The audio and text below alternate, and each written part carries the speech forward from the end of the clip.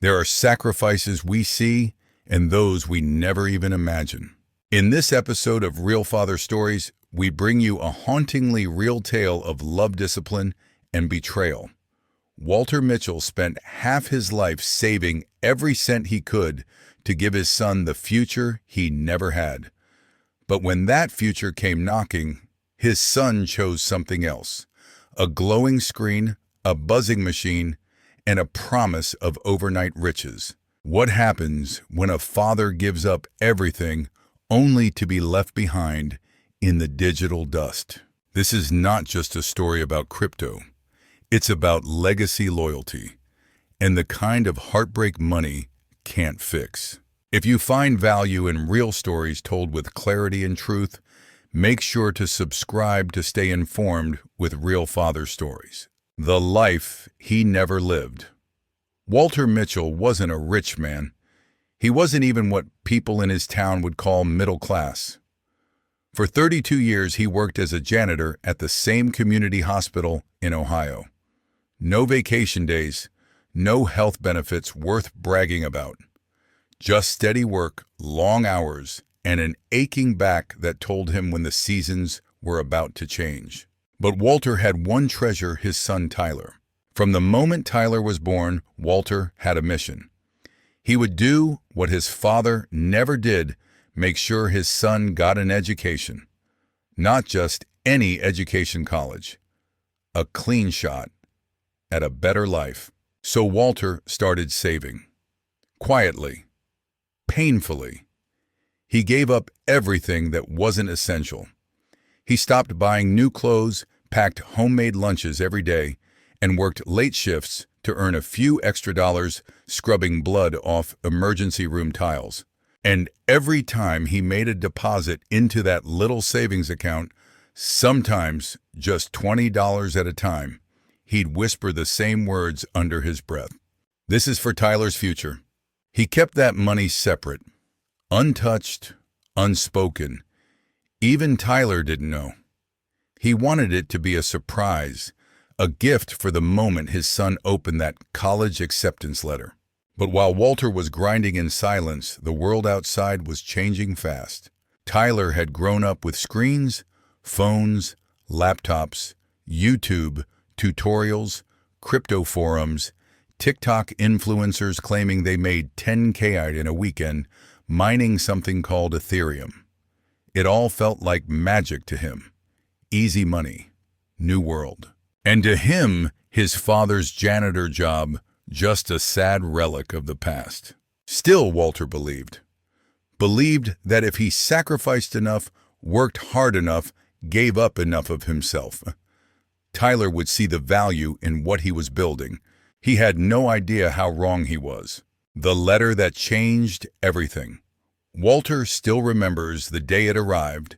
The letter with a navy blue crest stamped in gold addressed to Mr. Tyler Mitchell. He had come home early from work just to intercept the mail, his hands trembling as he held the envelope. It was from Ohio State University. His heart pounded with pride as he slid it into his jacket, saving it for dinner.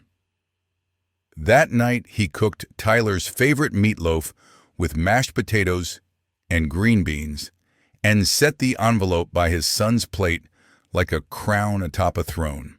Tyler opened it casually, not realizing the years of blood and sacrifice hidden behind that moment.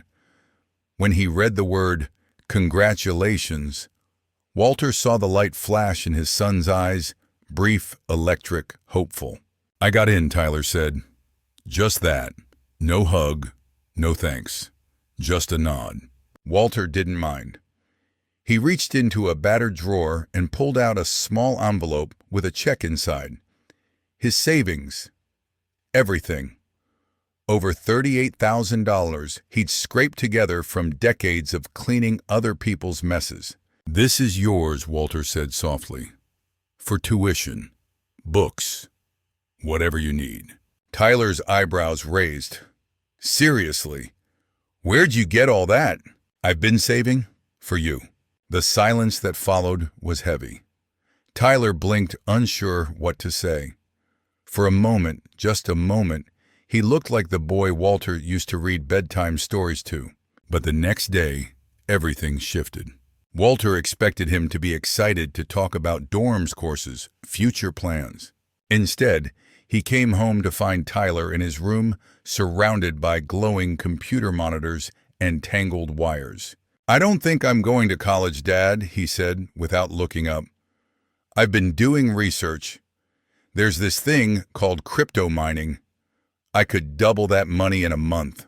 Walter felt like the air had been punched out of him. Crypto?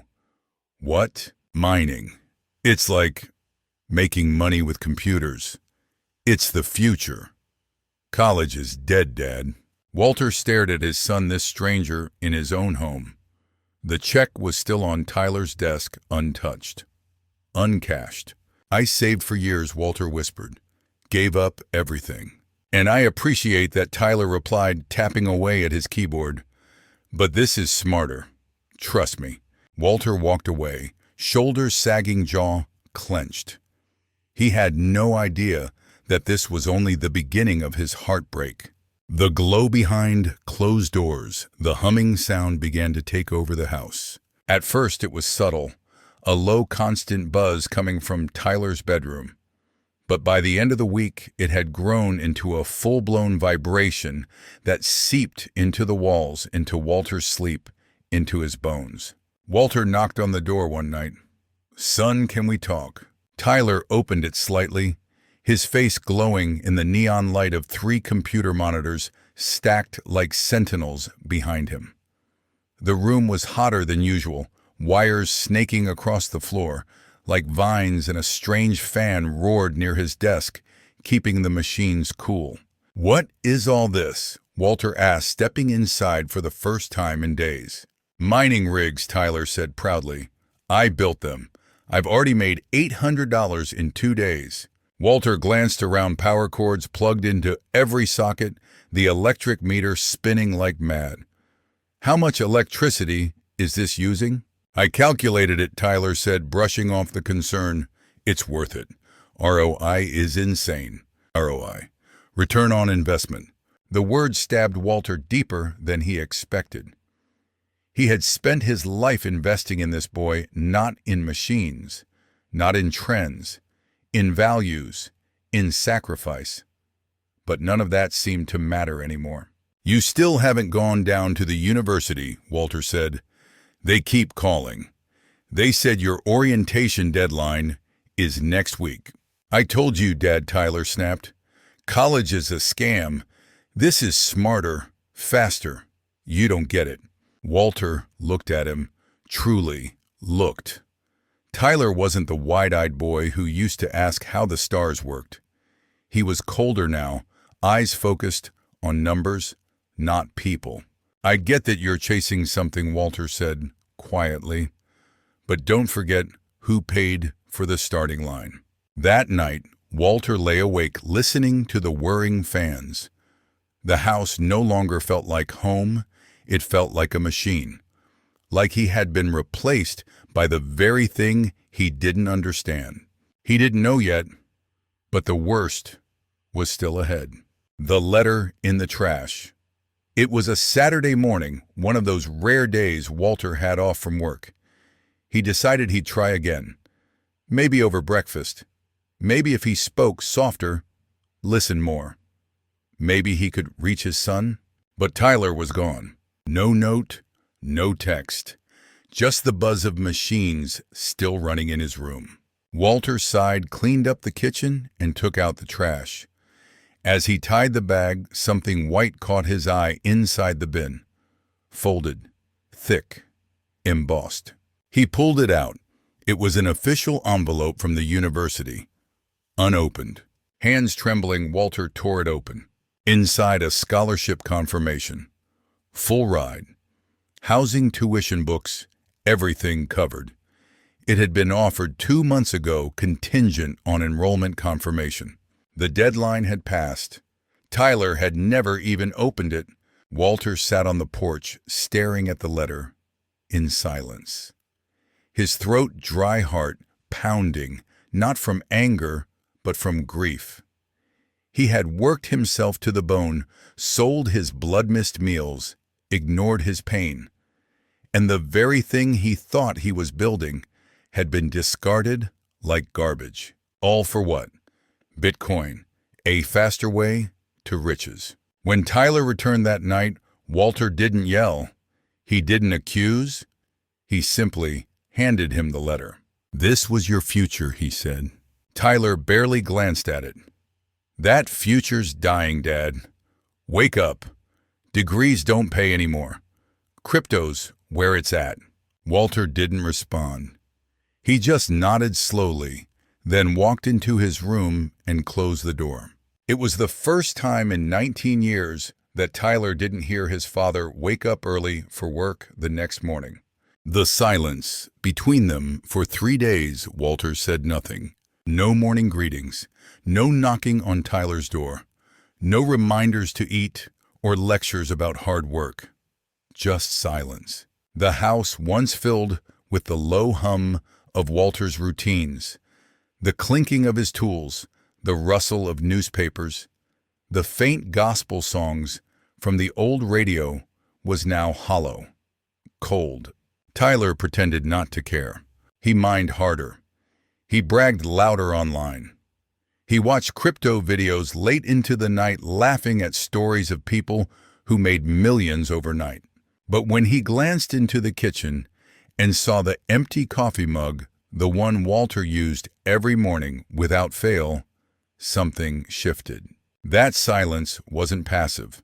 It was loud, deafening, and beneath it, Tyler began to feel something he hadn't let himself feel in months' shame. He stood in the hallway that night, staring at Walter's door. He almost knocked, but he turned away. In his room, the screens glowed bright. Graphs, coins, tickers. But Tyler couldn't focus. He opened the closet, pulled out a shoebox he hadn't touched in years. Inside, birthday cards his dad had written. Notes in Walter's shaky handwriting, always hopeful, always proud.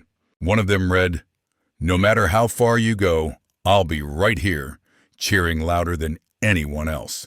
Tyler closed the box, his throat tightening. Down the hall, Walter was awake. He heard his son's footsteps. He heard them stop by his door, but they never knocked. So he turned over, staring at the ceiling, wondering, had the world changed? Or had he just become invisible? The man who refused to be invisible. The next morning, Walter didn't wait for Tyler to come out of his room. He grabbed his coat, picked up his toolbox, and stepped outside, not to work, but to walk. Not far from their house was the old mechanic's garage where he used to work before his hands started trembling. He hadn't been back in years, but something inside him told him it was time. When he walked through the door, the smell of grease and burnt rubber hit him like a wave of memory. Walter, the owner, blinked. "Man, you still alive?" Walter gave a half smile.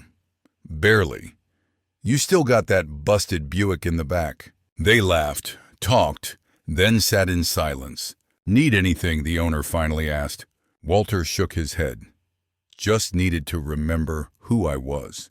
Because somewhere between selling blood and being shut out by the very boy he raised, he'd forgotten. He walked home slower than usual, letting the wind hit his face. And when he opened the door, Tyler was there, standing awkward, holding a bowl of cereal like it was an olive branch. "Morning," Tyler muttered. Walter didn't answer, but he didn't look away either. They stood in silence again. But this time it wasn't heavy. It was curious. "You going somewhere?" Tyler asked, pointing at his dad's jacket. Walter paused, then said, "Back to work. Not the kind that pays, the kind that matters." Tyler didn't get it. Not yet. But the seed had been planted, and for the first time in a long while, Walter sat down at the table across from the son he no longer recognized, but still somehow loved. Because real fathers don't disappear. Even when they're broken, they rebuild. When the screens go dark that night, the power flickered. A citywide blackout had swept through the area overloaded by a freak heat wave, and crypto miners like Tyler drawing too much current in residential neighborhoods. Tyler panicked. His mining rig, thousands of dollars of custom parts, endless nights of tweaking, went dark in an instant. No warning, no shutdown, gone. He scrambled to reboot everything with a portable generator, but sparks flew. A burnt smell filled the room. Something had shorted. The silence that followed wasn't peaceful like before. It was dread. He stared at the dead machines, breath-quick heart pounding. Then he did something he hadn't done in years. He walked outside. It was past midnight. The street was dark save for the moonlight and the quiet buzz of distant generators. And on the porch, sitting with an old blanket wrapped around his shoulders, was Walter, just looking at the stars. "Power's out," Tyler said. Walter didn't turn. "Yeah, I noticed." They sat together for a few moments. No words. Then Walter spoke softly. "You ever think about what powers you, Tyler?" "What?" "I mean, when all the lights go out and there's no money left, no crypto, no Wi-Fi, what keeps you going?" Tyler didn't know what to say. "I used to think it was pride," Walter continued, "but now I think it's purpose." Tyler looked down at his hands, callus-free, unworked, pale from sitting inside too long. For the first time, he realized all that mining, all that obsession, it wasn't about building something. It was about proving something. But he no longer knew to whom. "I lost everything tonight," he admitted. Walter turned to him, eyes clear. "No," he said. "You lost what was never really yours." Tyler blinked, stunned. "But your hands, your mind, your time, those are still yours, son. Question is, what are you going to do with them now?" The silence returned. But this time, Tyler didn't run from it. The truth in his hands. A week passed. The blackout had long ended. The city buzzed again. Screens glowed, algorithms spun, and the world rushed forward like nothing had changed. But inside that small two-bedroom home, something had. Tyler's mining rigs remained untouched. Dust settled on their once humming surfaces. The charts, the forums, the 4 a.m. Discord calls, all silenced. Instead, Tyler had taken up something new: wood. It started with a chair broken, forgotten in the garage, then a table, then a shelf. He watched videos, borrowed tools, and asked Walter questions. Simple at first. Which sandpaper should I use? What makes a joint strong? But over time, the questions got deeper. Why did you never tell me about your hands hurting? Why didn't you ask me to help with the bills? Walter, sanding the edge of a plank, didn't stop moving. Because I wanted you to fly, not carry my weight. Tyler didn't answer. He just kept working. One morning, Walter woke to find the dining table replaced, same size, same spot, but brand new. Handmade, sanded, stained. Signed underneath for Dad, made with my own hands. Walter sat at the head of that table and wept. Not because he was proud, but because it had finally happened. His son had stopped mining digital coins and started mining character. Later that week, they drove together, not to a bank, not to a server farm, but to the community college downtown. Tyler registered for evening classes in carpentry and electrical work. Walter didn't say much. He just stood there, watching the boy he once feared he'd lost, standing in line, filling out forms, asking real questions. Becoming a man.